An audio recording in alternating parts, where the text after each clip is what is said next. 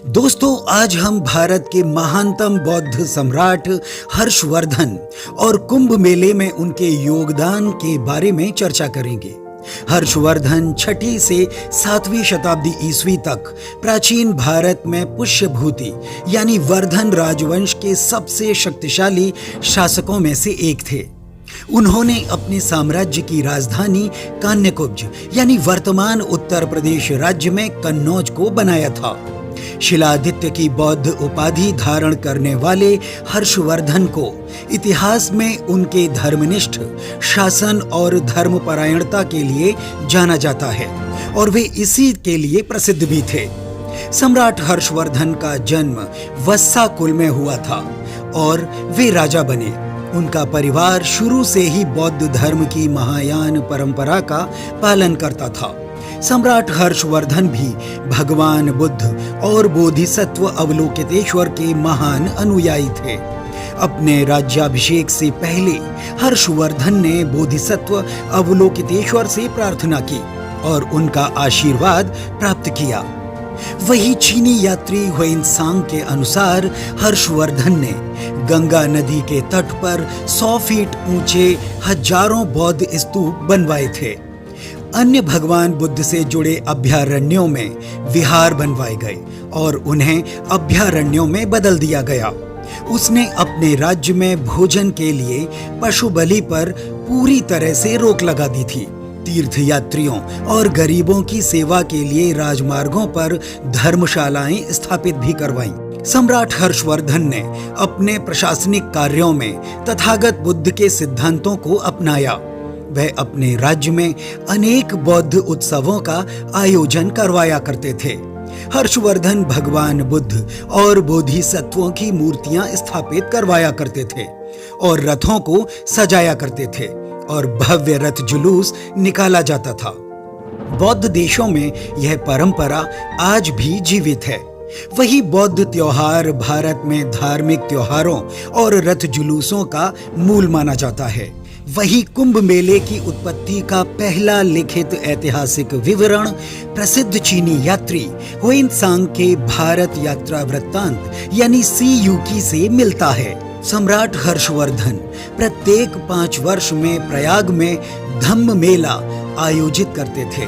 प्रयाग में त्रिवेणी संगम पठार बौद्धों की महादान भूमि के रूप में प्रसिद्ध था। इस धार्मिक मेले में भाग लेने और देखने वाले एक प्रतिष्ठित चीनी बौद्ध भिक्षु त्रिपिटकाचार्य थे। ह्वेनसांग ने अपने यात्रा वृत्तांत में इस स्थान के महत्व का वर्णन किया है।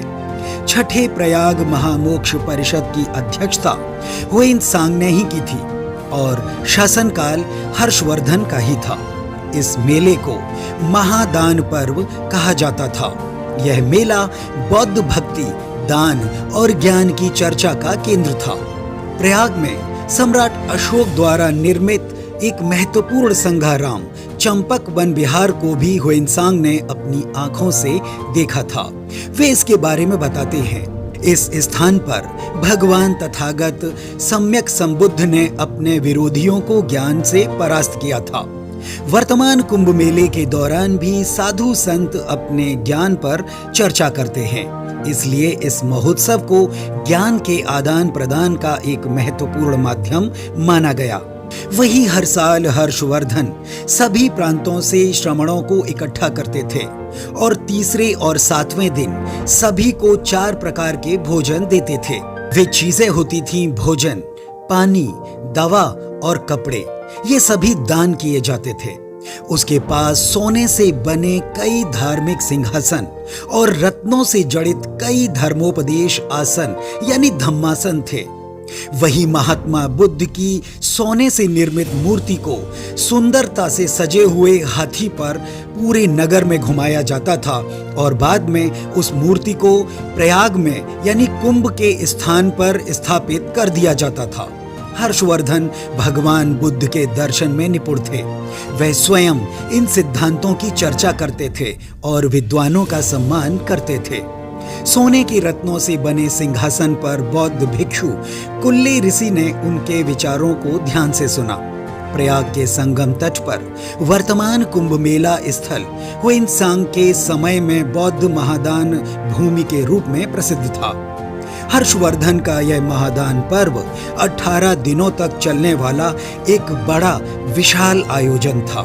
हर 5 साल में आयोजित होने वाला यह धर्म मेला 20 देशों के राजाओं, 30,000 बौद्ध भिक्षुओं और अन्य भक्तों को एक साथ लाता था और इसमें भाग लेने का लोगों को सौभाग्य प्राप्त होता था।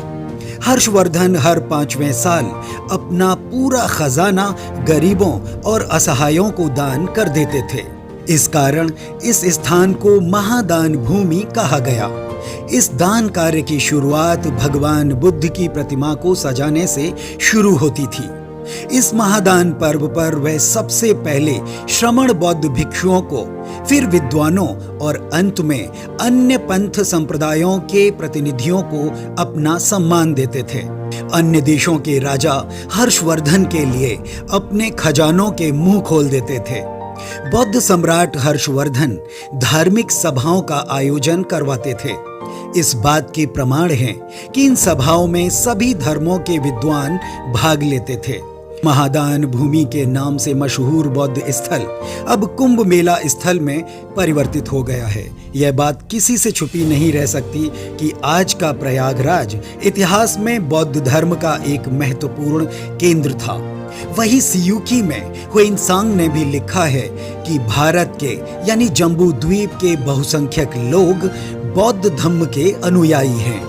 बाद के बौद्ध अनुयायी शासक इस स्थान पर कई दिनों तक दान करते थे, लेकिन बुद्ध धर्म के विलोप होने के दौर में यह स्थान अंधविश्वासों का केंद्र बन गया।